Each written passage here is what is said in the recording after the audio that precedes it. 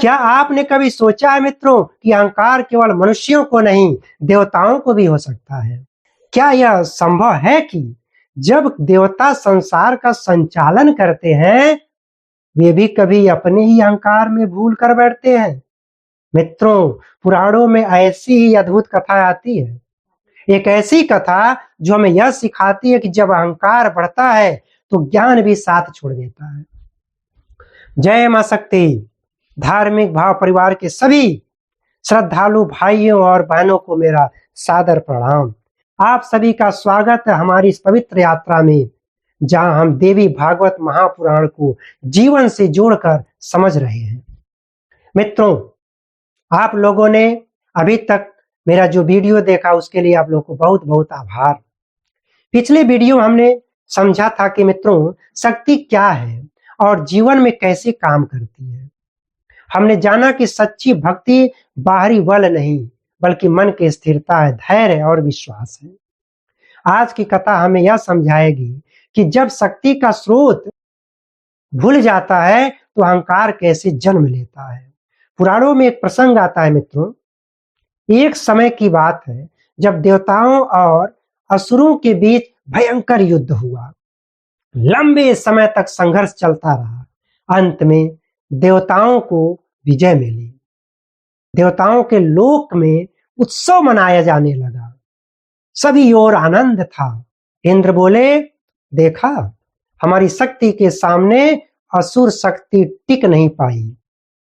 अग्निदेव बोले, हाँ क्यों नहीं, मेरी ज्वाला के सामने कोई टिक नहीं सकता। तब वायुदेव कैसे पीछे रहते। वायुदेव बोले, मेरी गद के सामने कौन खड़ा हो सकता है इस दुनिया में। धीरे धीरे सभी देवताओं को यह लगने लगा कि यह विजय केवल उनकी शक्ति से मिली है। अब यहीं पर अहंकार जन्म लेता है।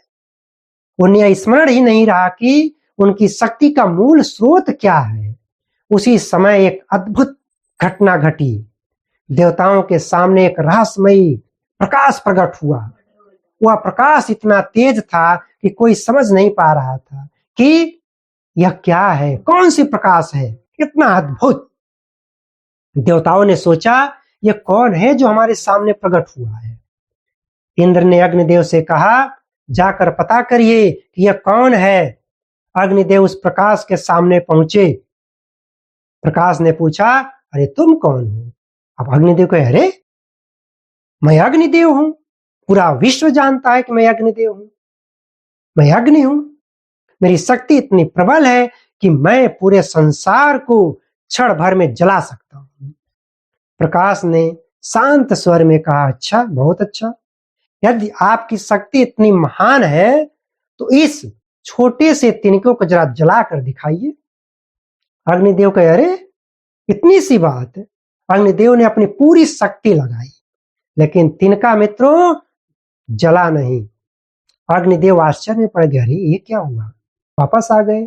फिर इंद्रदेव ने वायुदेव को भेजा, भाई देखो क्या है। वायुदेव बोले कि मैं वायु हूं, मैं पर्वतों को हिला सकता हूं। प्रकाश ने वही तिनका दिखा कर कहा कि ठीक है, अब बड़े बड़े पर्वतों को उखाड़ फेंकते हैं लेकिन जरा इसे उड़ा कर देखिए, आपके सामने तो ये तुच्छ तिनका। वायुदेव ने पूरी अपनी शक्ति लगा दी लेकिन तिनका हिला भी नहीं। सभी देवता आश्चर्य में पड़ गए।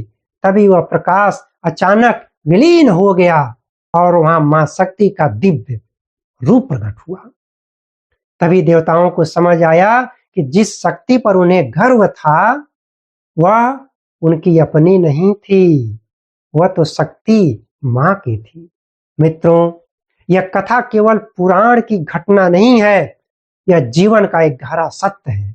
जब हम सफलता प्राप्त करते हैं मित्रों तो धीरे धीरे हमें लगता है कि वह सफलता हमारी मेहनत से, हमारी शक्ति से और हमारी क्षमता से हुआ है, लेकिन हम भूल जाते हैं कि हमारी बुद्धि, हमारी ऊर्जा, हमारा अवसर किसी उच्च शक्ति की ही देन है और यहीं पर अहंकार जन्म लेता है। अहंकार की सबसे बड़ी समस्या यही है मित्रों कि हमें वह ज्ञान के स्रोत से दूर कर देता है। जब हम उस स्रोत से दूर होते हैं तो शक्ति भी धीरे धीरे कम होने लगती है।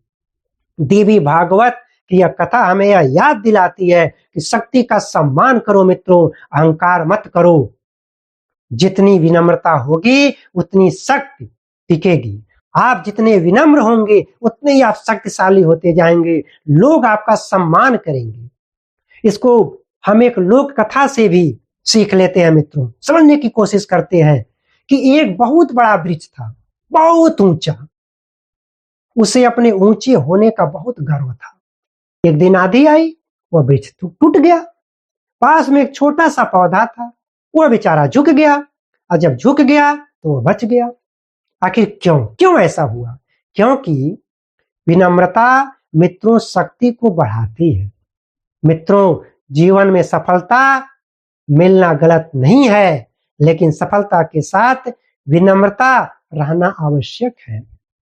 यही देवी भागवत का संदेश है मित्रों, अगले वीडियो में हम यह समझेंगे कि माँ शक्ति ने देवताओं को क्या शिक्षा दी और कैसे उन्हें अहंकार से मुक्त किया।